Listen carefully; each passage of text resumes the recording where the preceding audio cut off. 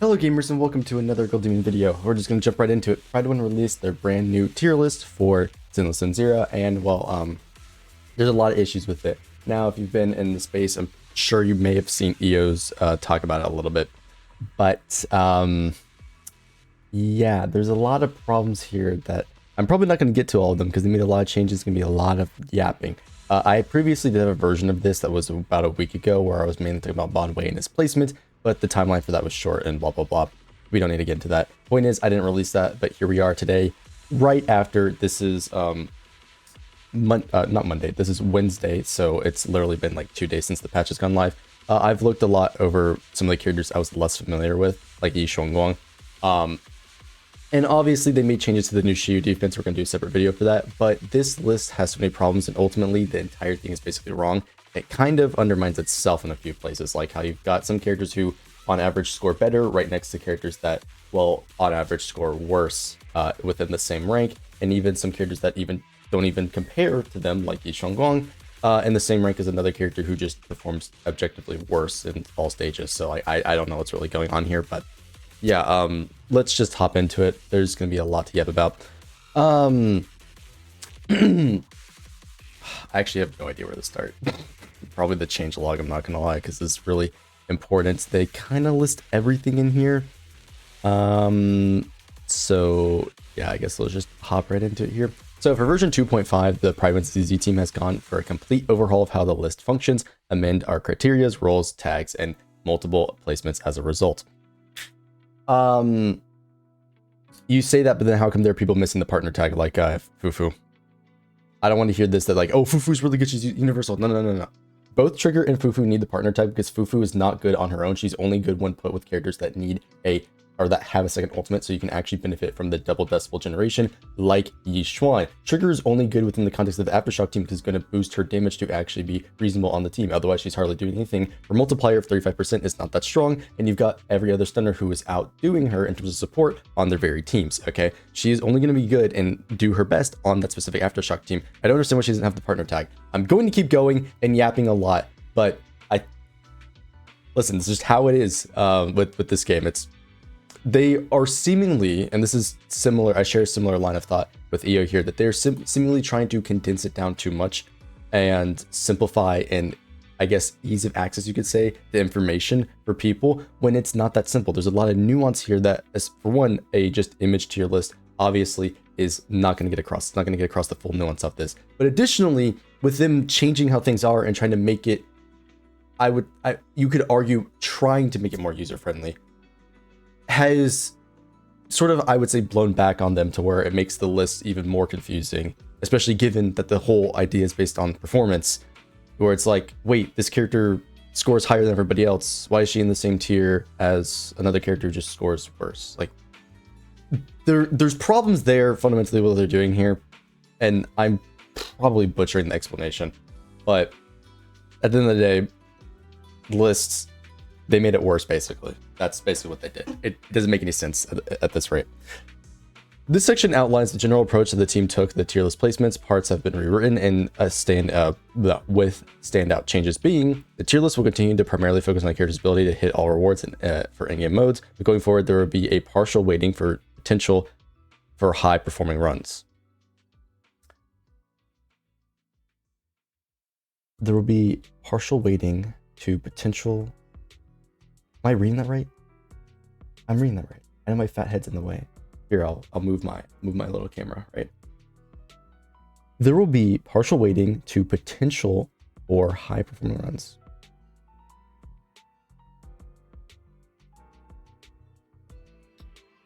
It's important for Prydwen to prioritize the average player. However, it is not fair assessment to evaluate agent on their skill floor alone. To avoid unfairly judging characters whose ease of play may inflate or deflate their scores, future evaluations should also take into account how well they can perform. Okay, so I get what they're saying here, but this is not what the expert tag is for. I mean, they've made some adjustments, but shouldn't the expert tag say that this character can perform at this rank if you are good? Is that not the point of the tag? I get what they're saying, but we should look and rate this character based on their average and highest possible performance, what the peak of this character is. Because that's the only way we're going to get an accurate rating. If you look at the worst of how the character would perform, you have to make sure you are filtering out the bad data in that regard. Like, oh, is this person of below average skill? Is this person in like they don't have like the right gear, or like they're intentionally throwing or something like that? Like, you can't really necessarily look at that if you're just looking wholly at data. Like, you have to look at what on average is happening from the average look of players, and then what the peak potential of that character is, to then find, hey, this character, when you put in the work, is gonna land around here. This is where their bar of power per se would be. And again, there's more to that, but like that's the simplest way I can put it. And so like I get what they're saying, but when you are showing this list, I think you should be primarily focusing on what the character's potential is, like what their peak is, how that character's going to perform, because you're going to be rating this off of performance. And so if the character performs exceptionally well with a good player, okay, then simply put, hey, they are here with a good player, boom, expert tag. That's simple. Am I crazy for that? Like, really? Seriously, I just think it should be, hey, this character can be this good, so that's where you would rank them. I don't know. But let's continue here. Skill settings will be more accepting of more advanced techniques. Assessment will retain a focus on casual player base, but there will be an added consideration of skillful play as a factor for evaluation. So are you telling me that they were just saying as a whole we are not going to include high performers? Because here's the thing. If you don't have a, I would say, I'm not really biased, but if you don't intentionally include, like if you're intentionally excluding high performers, that's where you get stuff like their data, which can be confusing for some people. And I'm going to bring this up here, where you've got characters, or I should look at Deadly Soul. We've got characters that are going to have higher scores than how they actually are in game, but that's because they are paired with other options that are carrying their score. Jufufu is the perfect example of this. Jufufu in actuality is not that good. People are going to overrate her massively, but advanced players, they don't even use her anymore because Dylan just outright better, or in some cases, Fufu isn't even that good for the team and you'd rather run somebody like Trigger. And the reason I mentioned this is that you see Fufu's score here. If you are somebody who doesn't understand the nuance of the situation, you're going to be like, oh, Fufu's actually pretty good, and look at the tier list, she's actually pretty good. No, she's not actually this good. The thing is you got to consider is the usage rate. This is where usage rates actually comes into can help give you additional insight on a particular situation, right? And I know in the past I've said I don't think they should factor usage rates, and I still don't think so for multiple reasons, but at the same time, usage rates can be useful to help inform you of a character's actual standing somewhere, right? That's where they can be useful. Look at Jufufu's usage rate for this fight. It is at 13%. This is not as high as Yi Xuan's or Miyabi's, right? On this fight, the marionette here. Now, why might that be? Is it because people don't have Jufufu? Or is it because Jufufu is only being paired with Yi Xuan, who is a, on average, higher performing character? Think about it. Yi Xuan, on average, has a score that's going to be like this. This is her average score, right? Fufu has less people using her, but when they are using Fufu, they are using her alongside Yi Xuan, which is boosting her higher average score. And so those teams that have Yi Xuan on it, that would get a higher score because of the synergy that Fufu has with Yi Xuan, it's going to then inflate the average of that specific team's score higher than it would be if that team wasn't there for Fufu. Therefore, because of that higher average of putting Fufu with Yi Xuan and them both performing better, that will skew Fufu's data, because there's less people actually using Fufu, towards the higher bar, because that is where Fufu's going to be placed since she is alongside Yi Xuan. Does that make sense? Hopefully I'm explaining that right. It's pretty much, do I have to pull up MS Paint? I was pulling this up earlier. Basically, let's just say this red line right here. Sorry, it's not fat enough. You could actually say something really funny about that. Oh my god, hold on, I'm gonna pause right here and figure out my brush settings. Okay, I figured out my brush settings. It took a second. So let's just say the bar for Yi Xuan is right here, right? Fufu's green bar is right here. Why? Because Fufu is only being used a portion of the time for Yi Xuan's bar, right? Realistically, it would look something more like this, right? I'll just show you like this as an example, if we want to look at like player data, you're going to see people's scores. Like we can just say that this is the line, and like this black line right here is going to be like the average scores, right? Or where your predicted average would be. It'd actually be like, it wouldn't be like horizontal like this. It'd be diagonal, but you know what I'm saying?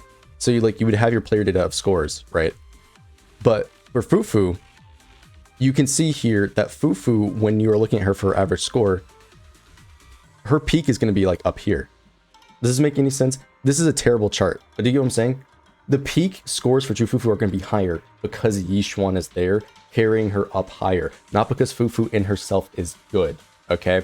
I'm sure that chart did not help anybody, but hopefully you understand what I'm saying.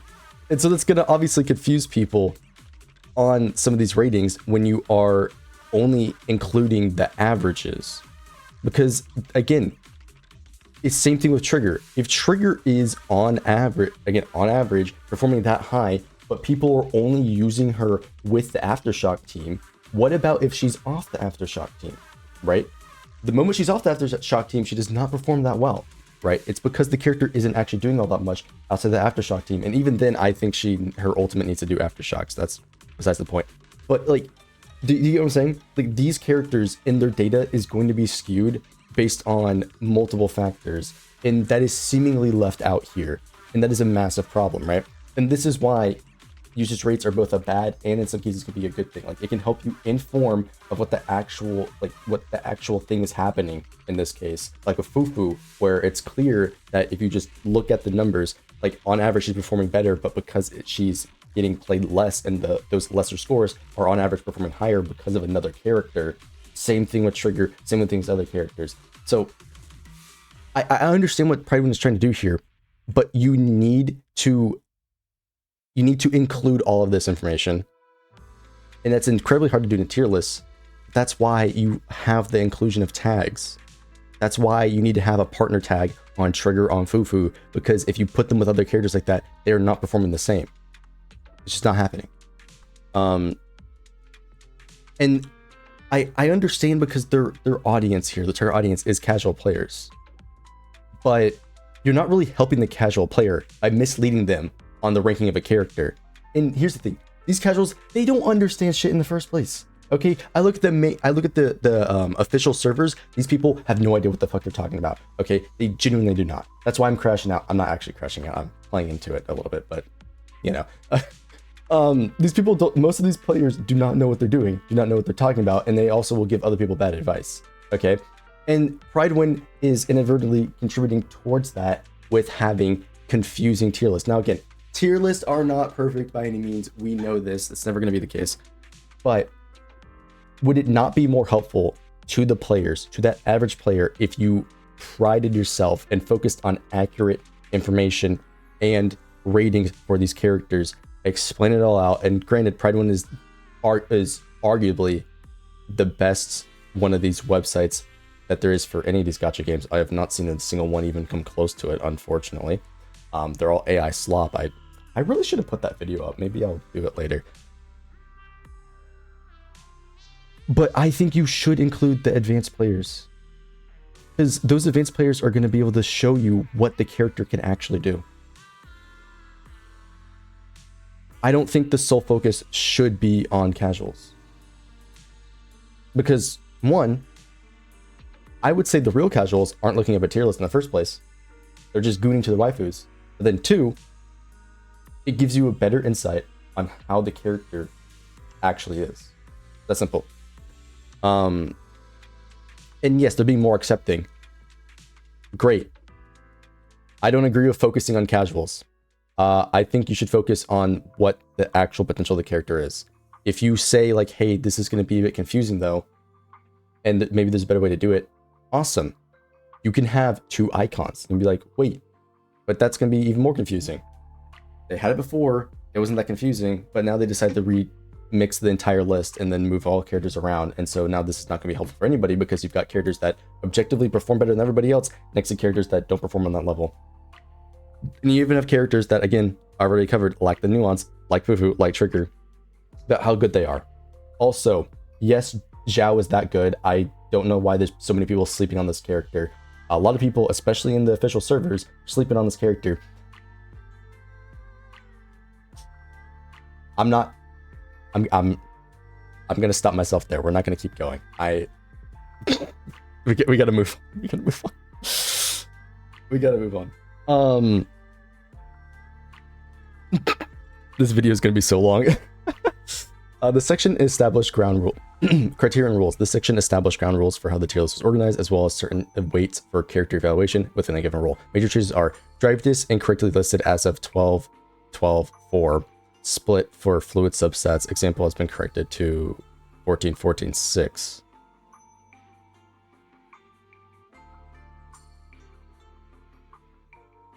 This did not change the criteria, but correction on how it was presented. Previously, fluid subsets did not account for the 2 fixed subsets that must have been distributed. Okay.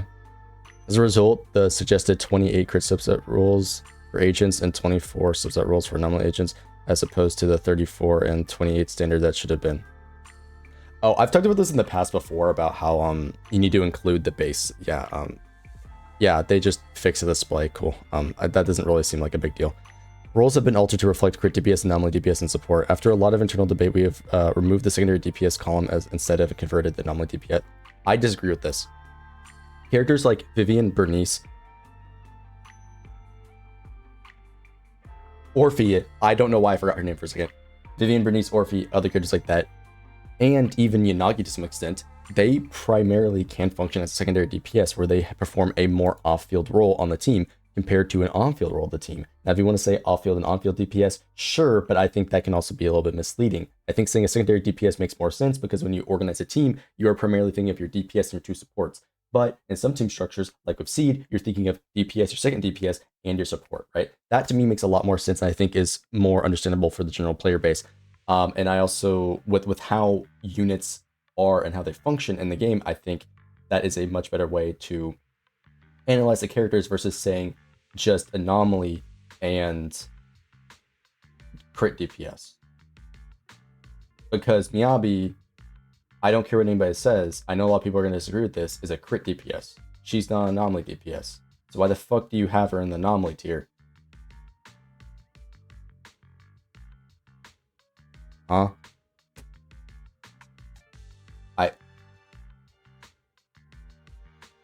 Anyways, this doesn't really make any sense to do this. And they claim it's for only 4 agents landing as secondary DPS column, and the recent agent releases made this more complicated to evaluate. No, it did not. No, it really did not. On every team Miyabi is on, she's the primary DPS. You are using everything on the team to funnel her as the primary DPS. That's why she's listed as the primary DPS. The team is to funnel around her. If you want to be like, oh, but on her team, Vivian does more damage. Okay, and Vivian is still there to funnel more stacks for Miyabi by proccing disorders. Like, same thing with Yanagi on that team. Yanagi on the Miyabi team is not the primary DPS. She's there to funnel Miyabi for more disorder stacks, right? On a Yanagi main DPS team, she is always the main DPS, duh, right? You put it with Bernice. Yeah, Nagi's the main DPS, duh. Like, same thing with Vivian. Like, Vivian's never main DPS, right? Unless you want to do a mono Vivian, which does not really work too well because she doesn't have forced procs like Yanagi does. She's always going to be the secondary DPS. Same thing with Bernice. I wish Bernice had a better buff, but, you know, like, this is what it is. So, like, I don't understand why even change this. Seed is a primary DPS and secondary DPS, or both. Seed is both. She can be secondary DPS in the Yishun Wang team, or she can be a primary DPS if you have her alongside Orphe, like she's supposed to be, or you know, Nekomata if you're trying to do an ER bot, something like that. The answer is both. It's very simple, Prydwen. I don't know why you're asking that question, and I know it's not like an actual question. They're like gonna give you the answer, but you know, how about characters that would run with her, like Soldier Z or Ambi? Ambi is always a main DPS. You're not running some DPS Ambi. Ambi wants to sit on field the whole time. Like, what are you talking about? Is Jane another character that would fit great in both? No. Who is asking this question? Jane fitting in both columns? Brother, Jane's entire kit is built around being a main DPS. What are you talking about? People only start pairing here with Alice because Alice has forced procs. Like, what? This isn't a question. Jane's entire kit is built around being a main DPS, being on field the entire time. Like, what do you mean? Why do you think people run her with Seth still? it's even an option. People run her Vivian, Bernice, a bunch of off-fielders. Because Jane is built to be a primary DPS. Like what? There's a reason you don't put her with Yanagi and she sucks with Yanagi. Because they don't synergize well. Because they both of them want to eat up all the field time. Like, this isn't even a question. No, Jane wouldn't be in both columns. What? Considering her presence in the Alice and Piper teams, who the hell is using Piper with Jane? That's just brain damage. You're making your team worse. What? You have a cap. There's a 3-second ICD between anomaly procs. Who's doing that? Prydwen, what are you smoking? In an Alice team, you want to know the funny thing? In the Alice team, Jane is still the main DPS. Jane is enabling Alice to do big crits while Alice pops on field and pops them with, you know, a big ass double proc right there and you swap off. Like, you need to keep swapping between them to benefit from it because Jane's buff only lasts for a few seconds. I don't understand. Like, even if you want to say like Alice is better, like, oh, Alice is main DPS. Okay, you're still building the team around Jane to function off of Jane's abilities. Even if you want to disagree with that, then let's put Jane in both. And say she's a mid-tier secondary DPS because she only has one fucking team. This is so stupid. Piper, who's also runs the secondary DPS for Miyabi. This is why you can't consider, this is why, full elitist right here. This is why you can't consider casual players. Nobody should be running this team. This team is god-awful. Just run Mono Ice. Who in the right mind is running Hyper second DPS for Miyabi when Mono Ice is literally a free team? You have one of the, arguably the best Mono Ice team right now completely free. Zhao, Miyabi, Sukaku. Stop coping over Sukaku. Stop running Hyper as a secondary DPS. This is not that good of a team. It's going to perform worse than just running Mono Ice. People just need to learn how to play Sukaku. Oh, Godimi, you didn't release your Mono Ice vid. Too bad. Watch another one. I'll release it eventually, I swear. I will, but like, bad team, don't run that. Hyper should not be ran as secondary DPS. She is built as a primary DPS. This is just cope. As for Grace, Grace is a primary DPS. I don't know why you're running her as a second DPS. In what team? What are you saying here, Prydwen? This is delusional. I swear to God, they don't play the game. They're just looking at people in popular teams from people that don't know what they're doing. And they're just like, oh, that character's secondary DPS. P5. This is crazy to me. We should be primarily looking at what are the best performers. What can this character do? How to contextualize that across the game. Oh, because one person decided to play Piper as a sub DPS because they're a new player and they don't have another character to fill that slot. You're going to say Piper is T1 when she does not perform at that level and that her scores are entirely boosted because of Jane, because of other characters. Like, this is ridiculous. This is ridiculous. I didn't even read EO's tweet and other people's tweets about how this list is bad. Because I don't need to. It's so obviously bad from anybody that actually plays the game. It looks like you guys don't. Ridiculous. Determining if a character is a primary secondary DPS isn't easy at times. No, it's incredibly easy, actually. Read their kit. It makes things more complicated. Excessively crowding one column while leaving another barren. Okay, and that happens all the time. Sometimes you got a bunch of characters that perform in one rank, and then one character performs worse, and then everybody else besides that one character performs even worse. That just happens sometimes. It is what it is. That's not confusing. And the game's going to release more sub-DPS characters. We have a trio that's coming up. One of them's probably going to be a sub-DPS. What are you going to do? Redesign the list after that? Look like a bunch of clowns? I mean, you already are, but like, you know. Well, there's a case to be made to simply split characters per role. This seemed far too excessive. No. Have your support characters and then have your primary secondary DPS. So the game is structured. What do you mean? And even if you want to do that, you would just simply... Why do you not have it split between the three types like this endless team says? Like, are we for real? Especially when it comes to considering supports.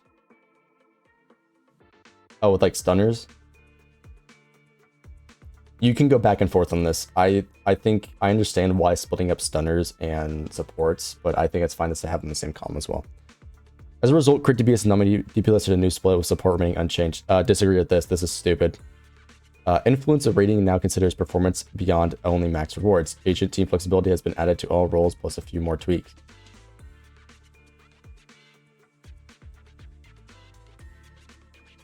Then why the fuck is Yi Xuan in the same rank as Shungus when Shungus can just be paired with anybody and some free units? Yi Xuan, you run a stunner and a support because Rupture is just another way of crit DPS. This is so fucking stupid. This is to keep the criterion rules aligned with the about the tier list section. Primary focus remains on clearing, but weighing will give us the weighing will be given to runs and characters that can perform beyond this in terms of the scores and clear times. I don't see how that helps you. I really don't. This is why I was saying earlier, we should look at what the max potential of the character can do and what they would do on average. And then you could say this character is about here. It's like the easiest way to do it and like arguably most effective. And this video is already long enough.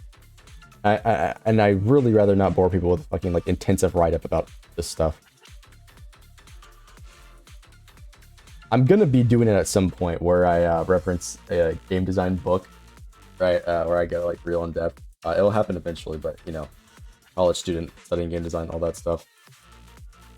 In addition, agent team flexibility has been extended to apply to every role, alongside some normalization between stun and support, as well as crit DPS and online.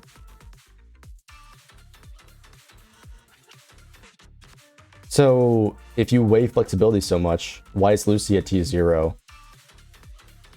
and Zhao not? Are we smoking? Are smoking a pack? Bro, what?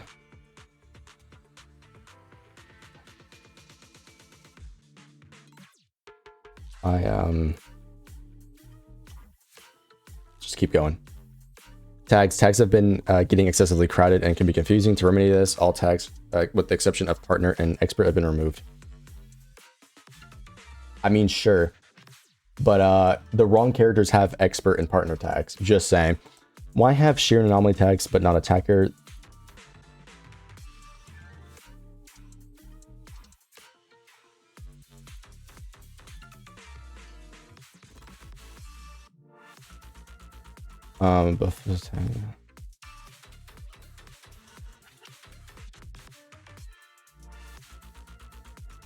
Almost every agent is optimally played with a quick swap playstyle. I'm not going to even get into that debate right now. I'm just going to move forward. Yet only some should be given a heal applied to reverse.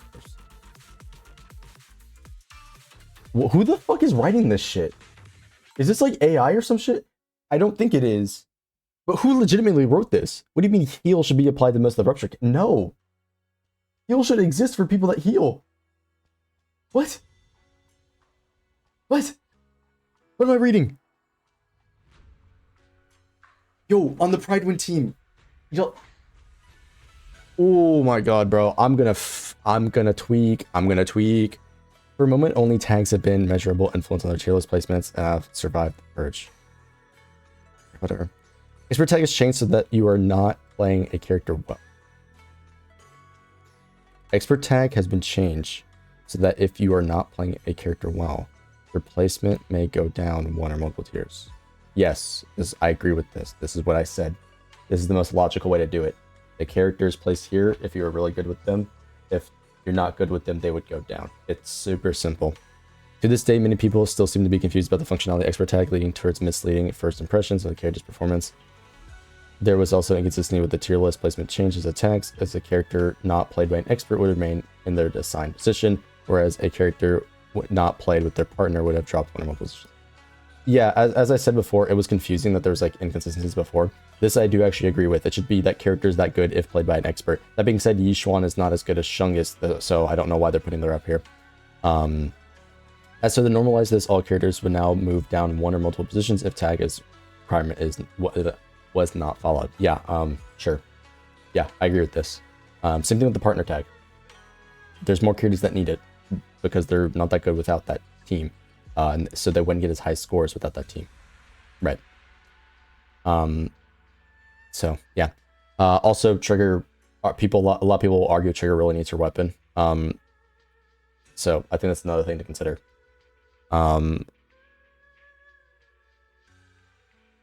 Yeah. Many characters have been shifted in the tier list with this update. In addition to all previous changes, the T1.5 has been removed with the time being. This will require an adjustment period as removal of the whole tier translates to each remaining tier having the broader span of power to cover. Two characters being the same tier does not make them directly equal in power. It just means that they are more equal to each other than they are those above and below. Yesn't. I think T1.5 needs to be there because there is a pretty clear gap with some of these characters. That's why. I think anybody with a brain knows that G1 does not perform at the same level as these characters. Flat out. I think anybody with a brain knows that this section right here doesn't make any fucking sense. I think anybody with a brain knows the same thing with this one doesn't make any sense. Hell, I've seen Billy 50k the Thrall, and we're gonna put him tier 2 below Yi Xuan, who can't even get like 20k on the boss. Like, she can't get 20k to be fair. But you have to have Dylan. That boss is really a Dylan check. But yeah, I'm just you hopefully you understand what I'm saying. Okay, hopefully you understand what. Ooh. Yikes. Yo, Billy's mogging her here too. Shit, bro. I mean, why is G1 still up there? Oh my god. I play her, by the way, but I gotta move forward. Tier list placements. Many characters with. Wait, what? Oh, I was right here. Yeah. Note that the order of the characters in a row does not reflect their strength or high performance. Yes, it's by name order or something like that. But yeah, with large changes done to the tier list and its criteria, the team need the time to get used to the new methodology. This will likely result in some aggressive tier list movements during or after the patch. It's going to be during the patch, bro. Everybody's going to flame you for this. With everything heavily subject to change, please keep all in mind with considering the updated placements. I think 90% of them are wrong. That's why you're getting flamed right now. It is what it is. What the hell is this?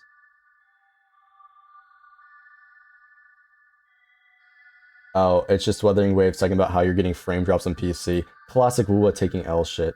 Anyways. New rivals. Yi Guang, the Void Hunter title is well deserved. Don't even get me started. So strong, Yi Xuan one could argue she deserved to debut in a tier of her own. Yes.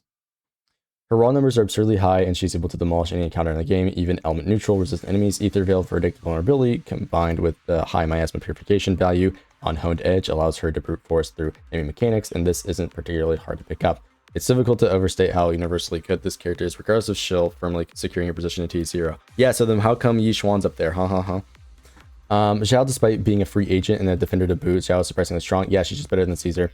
She is a decent buff lineup. It can slot to most attacker anomaly teams, and it's relatively easy to do well with. Yeah, she pops on field for half a second and gives you like 50 million buffs, so she's really good. Visible portion of her power budget goes into her signature W engine. Yes. Combat attack, free crit. It's really good. And this has to be acknowledged, but with the full package, she is at least very competitive with other T.5 agents. Not to mention, she will be a mainstay in Yi Guang teams, further inflating her performance. Oh, hey, look, they actually talk about performance inflation. I think people are probably underrating what Zhao does, especially the official server. People literally were saying to focus on Zhao last. That's just so fucking wrong, because people need another support for these game modes, because you need 3 teams now. The default 3 teams. It goes up to 5/6 or threshold. That's going to reset soon. So please, invest into Zhao. It will be worth it. You'll get value out of her. I'm not going to pop off on them. I'm not going to pop off.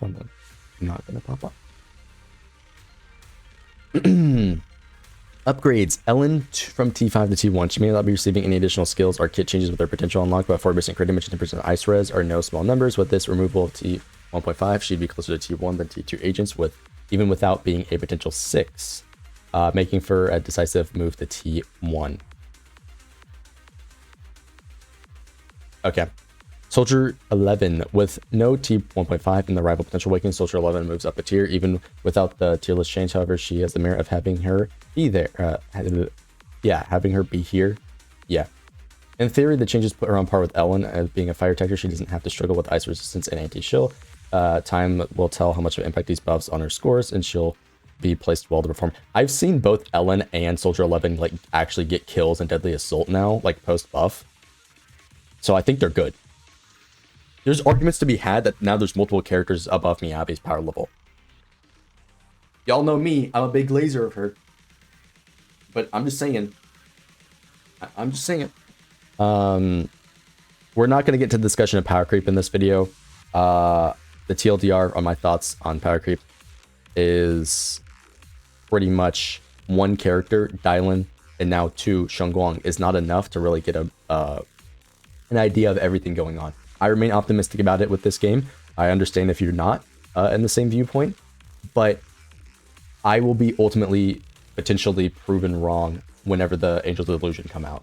If they're like way better than what we previously had, shit, I'm wrong. Power creep's starting to become an issue. You know, that's simple. We won't get into that this video. We'll save that for another time. Yeah. So Bin and Ambi, both Bin and Ambi are moving. Why? For not being any better, but in the riding of the waves of structural change in the tier list. Rather than those two, Seth remain likely static to be.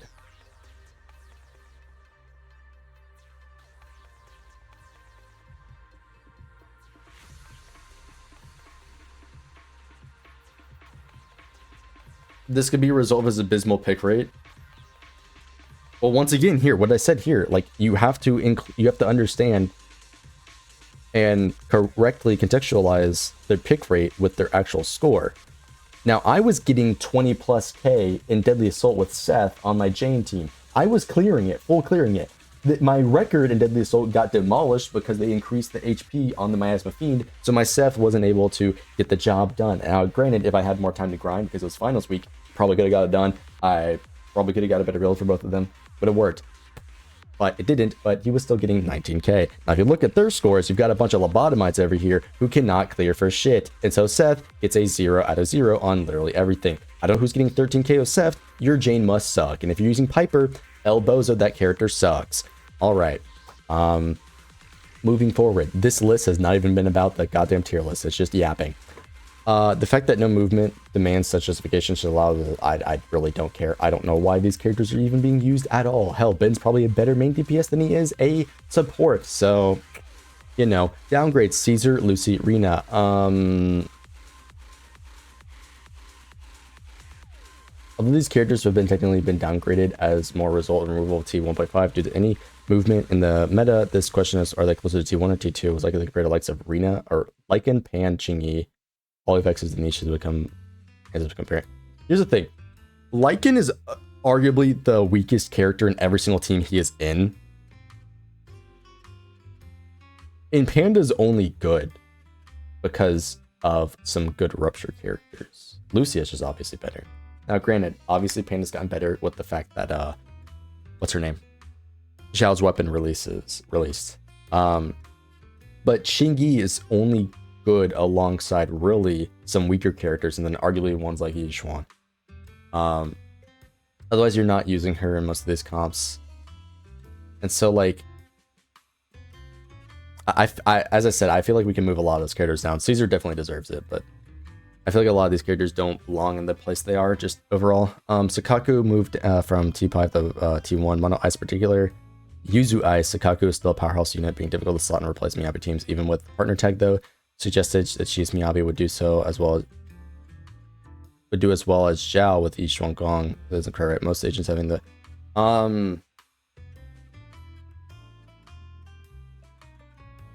really, because they're just better agents. I mean, yeah, sure. I mean, yeah, Sakaku moving down because there's better agents and niche picks, whatever. You can use Zhao and Mono Ice instead of Yuzua. Obviously, Yuzua is better, or she should be better because of anomaly application rate. But Zhao works pretty well. I've got a decent score in the current Shiyu defense with it. I've full cleared S plus, by the way, using Zhao on one of the teams. Granted, that team is the worst performing out of all of them, but that's because it's against a miasma enemy where Miyabi literally is worse against because you can't freeze them. Like the newer enemies is against the Monato. Can't freeze them. So if I could freeze them, I could easily clap up that stage and have it the highest score. But it's only the shortest score by like 3k. The other ones are like, they're near 40k. So like, yeah. Actually here, I'll show you a screenshot. We could just, oh damn. It's 3 in the morning. Yeah, here, let's take a look at my Shiyu defense. Yeah, I'll show you mid video. Here's my Shiyu defense, right? I have been pushing the scores, by the way. The scores were closer and bound. They were about 3k. Now it's a little bit higher because I've been pushing the scores in the other two stages. Got this one a few more thousand points. Got this one a couple more thousand points as well. Orphe actually is rocking pretty well as a good main DPS, but Prydwen decided to get rid of that listing. Interesting. I don't know. I thought she was a sub DPS, wasn't she, guys? Anyways, I'm not gonna keep going on that point. I think you guys understand. But yeah, these characters can perform still well. Zhao does really good alongside her, and it can give you a decent score. And the reason is because Yuzua is on the other team. You can no longer share. You can no longer share W engines, I believe, gear inside of this mode anymore. It will erase one of your scores. Like I tried swapping weapons, it erased one of your scores, which, you know, something I'll talk about in that other video I'm hinting at, right? But yeah, it's something, you know, worth noting. So yeah, Zhao, very flexible. I did actually pull her weapon, by the way, in case you're wondering. It should be possible without her weapon. But yeah, I just thought I'd mention that. Anyways, Yanagi is a carry in anomaly team, so just a pro. To be clear, she is still a decent character that arguably deserves the place to be at a hypothetical T.75. What the fuck? But has fallen behind in the T1 placement.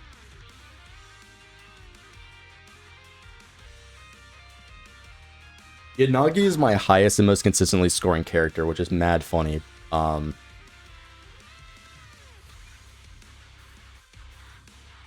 If they say so, I still think she deserves a T05, to be honest, but they're being a little fucking silly with their new tier list. Nicole is reduced with the expert tag. Visually, Nicole appears to remain in T.5, but the attention should be given. Wait.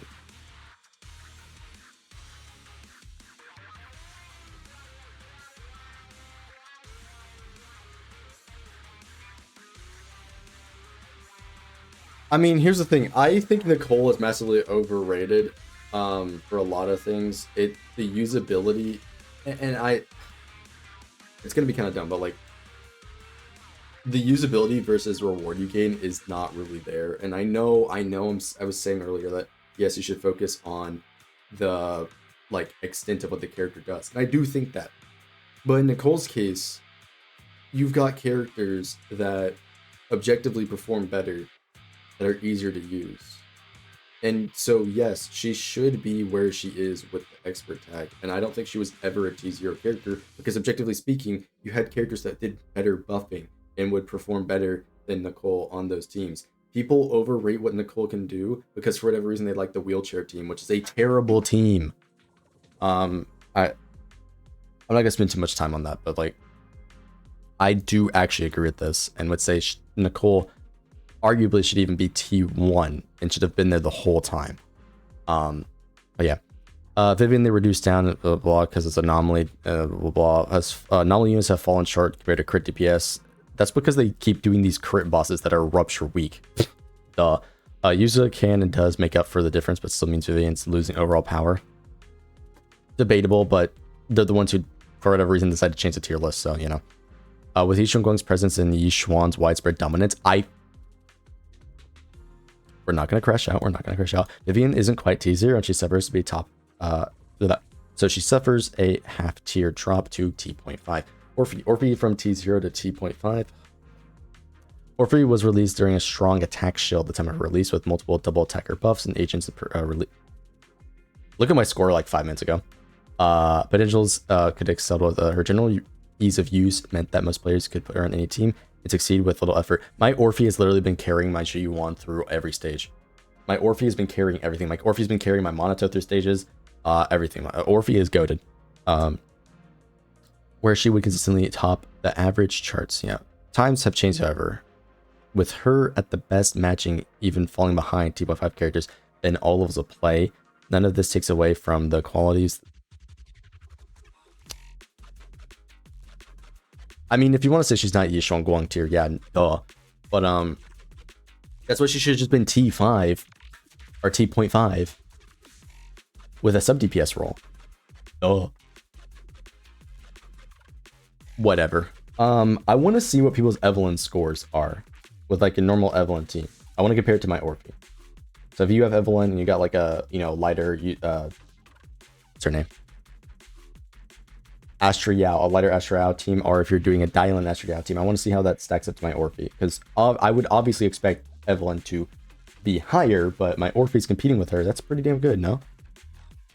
Miyabi, they lowered her in isolation to be T0. However, with the existence of the amounts of shield or anti-shield enemies often lackluster or entirely absent anomaly buff section, ever increasing anomaly thresholds, this means it consistently underperforming compared to Yishuan, to the point where Miyabi can't even keep up with some anomaly-oriented bosses like my Espa Fiend. I mean, yeah, it's cool that you could say Yishuan's better, but Yishuan is not fucking Shunga's tier, so... I know, in the past, which has been listed some of the other Void Hunter level characters, to each Void Hunter level role is evaluated being distinct from another, the lack of content which she can perform well, which she drops half a tier. Fair enough. Although well execute on ice, or use ice rotations with the four enhanced basic 4 EBA 3 combos to invite potential expert tag. The lack of freezable bosses means that without necessary skill to pull it off, the game does not give much opportunity to do so, keeping her potential and making it hard to justify expert tag. Yeah. I mean, yeah, fair enough, but like it doesn't justify her being next to everybody else. So like, what are we doing? Tagged. Yishuan gets the expert tag, blah blah blah, because she needs it. Whatever. Even that the strong case made Yishuan to move down, Yishuan Gong should be the sole T0 DPS due to how both absurdly strong and easily she performs with. Yet Yishuan immediately, despite her dominance, would be too hasty since release. It's become clear that there are techs that both increase her scores and skill ceiling, the Cloud Shaper, Talisman, Ultimate, and Chain. Oh, you're talking about the double ult chain combos with this is because of Dylan. To balance both of these, they've tended to put an expert tag and be a close eye with her performance relative to Shunga's to determine whether she is deserving of tiering. Okay, you know what? Do I have it pulled up still?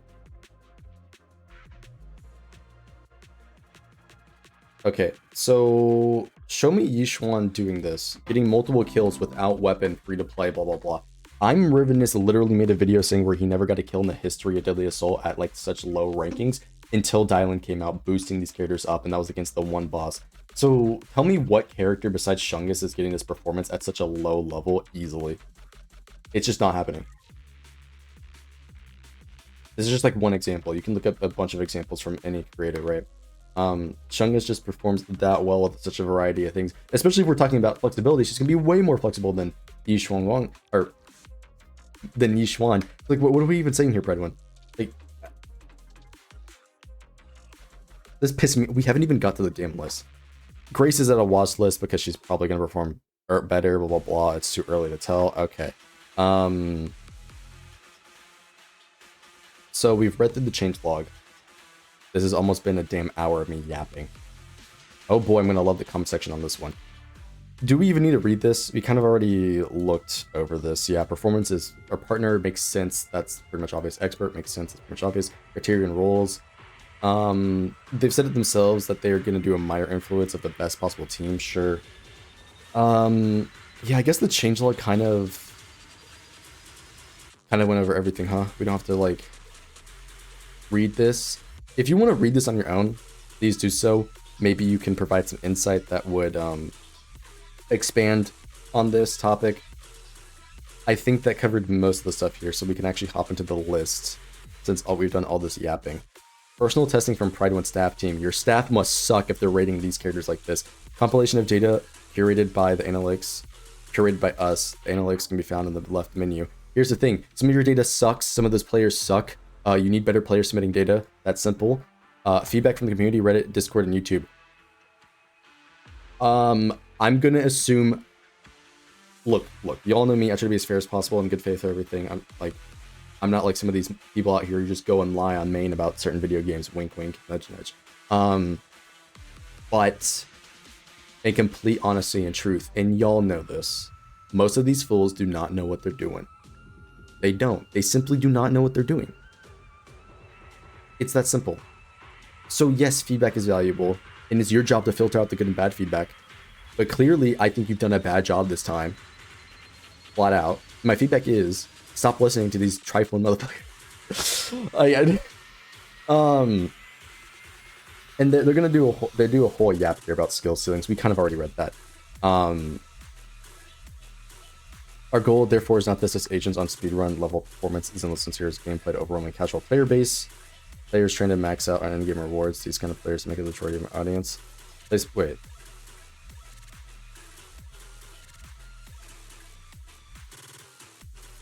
I don't think your audience is majority casual players, but if they self-identify as that, then I guess so. Placements will be evaluated with this in mind, with no exception for players who make use of free play and wild side advantages to take value out of characters. I disagree with this. As I said earlier, I think you should be taking this into account because it's about the objective rating of a character, which we can only determine by a variety of data points. And I think just the quote-unquote average skill doesn't really give us an accurate rating of what a character can potentially do on a list that's ranking them based on their performance. Okay, so yeah, raw performance data is probably the most important factor, and if you get it from a bunch of people who are trifling dudes who can't do shit, they got no function, like their wrinkles in their brain is completely smoothed over, right? It's looking like the goddamn Ice King with his bald ass head. Then you've got a problem, because it's going to be bad data. All right. Should I take a moment to read this before we continue onto the actual list? Give me a moment, chat.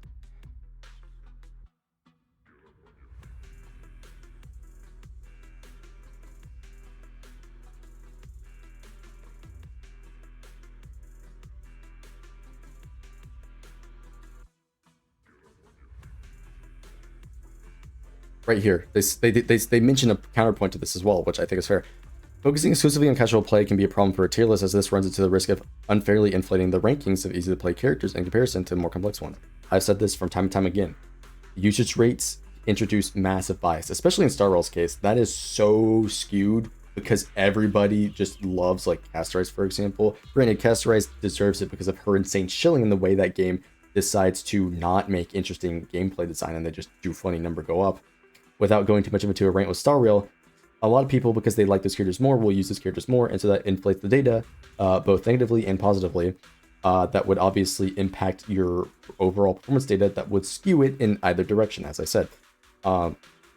So you can't just, because a character is easier to play, like you have to look deeper than just everybody, you know, themselves being like, oh, this character's easy to play. Like, you have to look deeper than that. It's not that simple. There's a lot of nuance in here that these tier lists leave out, and especially in cases like this where you are taking player data from bad players because they have an easier time, you know, pressing one button than like 3 buttons. Yeah, that character's gonna have a higher average score than that other character that they play, so they don't know what they're doing, right? So they claim that the average player is always the priority when considering a character's power budget, to some degree of considerations given how well a character can perform across the skill floor. I think they should weigh it more based on performance, because that's the thing that ultimately matters for this kind of stuff, but, you know, is what it is. That's kind of everything important. Awesome. It took an hour to get through this. Lovely. Are you still here? If you are, type Shungus down below in the comment section, so I know that you've made it this far into the video and that you are enjoying me yapping. Because I know I'm definitely on your second monitor while you're eating nacho cheese fries or something. I love Taco Bell. Anyways, I've already yapped about this quite a bit, but I don't believe Shungus is at the same tier as Yishuan. I think Yishuan should be dropped. That's simple. You'd be like, oh, but the expert tag. With the expert tag, her performance from people that know what they're doing with their chain cancels and the ultimate chain cancels and not, there's a very big difference. Very big difference. So even based on their own rating, she should still be in T.5 because guess what? Shungus over here is just demolishing the rankings across the board, regardless of what it is. So even if you want to take into shill or flexibility, guess what? Shungus is just better in every single way. Put Yishuan down a tier. That being said, I've gone over Ambi's buff once again. I said some incorrect statements about her buff beforehand. Somebody pointed this out to me in one of my live streams. I was wrong about her buff. I don't know as good as some other people may know how Ambi's performing right now. So if we move Yishuan down, is Ambi performing on that level post buff since she only got a 25% damage increase, which ultimately is really, really small for the team overall? Who knows? We'll have to see with more data. If based on what they're doing, Ambi performs as well, great. Leave her in that tier. Ban Wei, if he is able to get kills, he's able to do stuff, and I know people are coping about him, and I've already made this video long enough, I'm not going to go too long, but if he's performing this rank at a high level already, then we need to make sure that whenever we move someone like Yishuan down, are they still performing at that same rank? If not, if Ban Wei on average, you know, again, based on their own criteria, or even what I'm suggesting, a modified version of it, if he isn't performing as well, you drop him down to T1. It's that simple, okay? Evelyn's really good. She performs great against a variety of bosses. I think she probably still justifies this. Orphe, I think should have been here this whole time. Just saying. Seed is getting carried by other characters, arguably needs the partner tag. I would say giving her some sort of tag would make sense because she is not a traditional DPS. She is entirely dependent on somebody being able to battery her, out of which primarily is Orphe. Seed will get higher average scores though because she can carry some weaker characters to those higher scores, blah blah blah. Like there's more nuance to it, but like I think Seed justifies being this ranking because she is pretty strong when used appropriately with the right characters, right? And you will see Seed score skewed massively when you've got a character like Orphe on the team to boost up Seed, right? So yeah. As for Idhari, we have characters like Miyabi who still perform better than Idhari despite there being a newer DPS in those stages and whatnot. So I don't know why they're putting them in the same rank. Same thing with these other characters. If they all perform better than Idhari, why is she even there? It makes zero sense. Yeah, I don't need to spend too much time on that. Yep. Pretty much this whole damn list. We've already gone over Ellen and Soldier 11 and Zhiyuan. Here's the thing, I think Zhiyuan should be dropped. It's that simple. She does not perform on the level of those other characters. Monato, because of these changes, probably should be dropped too. I was trying to run Monato in the new Shiyu defense. He was just not getting it. Now, I could probably run and squeeze out some higher scores, but Orphe is just better in terms of main DPS. Drop him. As for Asaba and Hugo Vlad, I don't know what happened to Asaba to move him up to this tier. He is not as good as them. I'm not sorry when I say this to Asaba players, and I have been learning him more recently. Well, until this patch, because this patch there's just nothing for me to use him in. But beforehand, I was using him. Y'all know this. And I'd like him more. I'm learning his combos and stuff like that, but he does not perform at the same level as his other characters. He's just not that strong. And it's the funny thing is he hasn't had a rerun in a goddamn year. So for those who want Zhao's weapon and are worried about Zhao's performance, you might want to pull her weapon. It might be pretty helpful because it might be a year before it ever comes back, or if at all. Because nothing about Asaba has ever come back or went out for Asaba bros. As for Hugo Vlad, I still don't know that much about him. If he is performing at that level with the right play, especially post Dylan, because Dylan's really good for him, especially at M2 and above, well, you know where to put him. And this list is M0, yes, but again, if he's performing at that level, he stays at this tier. That's simple. That's all I have to say there. As for the rest of them, we don't care. They suck, and it's funny because you actually leave Anton with the Astro Yap partner tag and not other characters. What is wrong with you? Anyways, moving over to Anomaly DPS, this is just really silly. We've already kind of talked about this. If Alice was performing at this level, yes, put her there, but we all know that Miyabi is on average, or at least was on average, performing higher than that, and then Vivian is only going to be as good as her carry or her enabler is going to be. And so it's fair to put her here, especially because of how good Alice is, right, as an example. But she also has synergies with Jane and Yanagi, which I don't even know why Yanagi's below, because Yanagi's the one that's kind of making these characters good in the first place. So I don't know why she's a tier below. This was stupid by them, but, you know, is what it is. And then Bernice is fine where she is. The buff is okay, but it's like whatever. Jane, fair enough, and I don't know why Piper's even there to begin with. She's only runnable because of Vivian. This is why you need AT 1.5 ranking. You're trifling. As for Grace, hard to really say. Not much performance data on her so far, and she still doesn't seem to be that crazy. I was hoping she was going to be a better sub DPS for like Yanagi, but whatever. Yeah. First sip of water in the whole video. Hold up.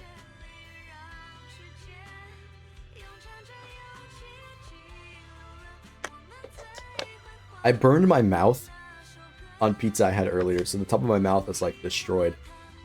Or went out for me. As for Yao, I still hate her. We're not going to go into a rant with this video. Again, already too long. Drop her a tier. Just saying. Lucia, if we're going off raw flexibility, drop her a tier. The other characters are better. Just saying. Fufu, drop her a tier. She's not that good. Lighter, he's niche as hell. Give him the partner tag. Boom. Zeus Strike. Nicole, valid because this kind of makes sense. I still though, she's not that crazy compared to other characters. Drop her a tier. Triggers needs the partner tag if she's gonna stay up here. Drop her a tier. As for Zhao, Zhao's actually good and valid and justifiable in this tier. As for Vaughn, this is kind of fair, but he is the worst link on all of his teams. Could drop him half a tier. This is why you need a T 1.5. As for Panda is fine, whatever. Chingy, she's primarily boosting shitty characters. Drop her. You can leave her there. That one's kind of fine, but you get what I'm saying. Caesar, she sucks. Nuke her to oblivion. Lucy and these other ones, that's fine. Wait, Rena's only here with the expert. Ooh.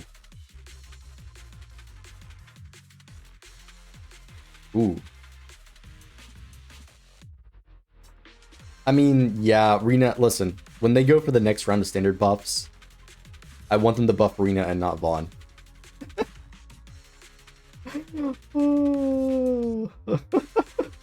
Nah, the next round of standard buffs better be Nekomata, otherwise I'm gonna crash out.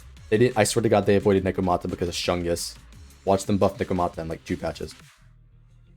Yeah, that being said, I think this kind of makes sense down here, I'm not gonna lie. Although, this is why they need a T 1.5, because, like, if we drop them a tier, like, I wouldn't put them down here. They're still better than them, and they've got more playability than them. And even then, you can argue Caesar's more flexible than, like, half these other characters. So why are they there? Same thing with Lucy. Lucy should be moved up. This is why why did they remove that tier? Prydwen has brain damage.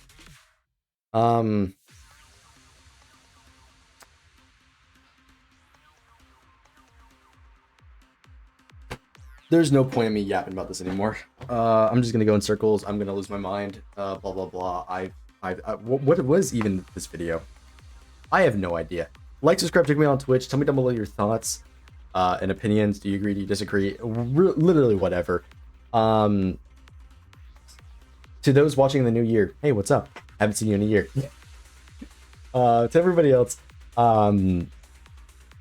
yes, those videos will come out eventually if I'm on break. So far, I've been messing up. Yeah, really just a skill issue. My bad, dog. Hopefully I can get this out in time, right? So, yeah, I'll see you soon. I should, unless I have a bigger skill issue. I'm also busy IRL. That's like one of the main reasons, but yeah.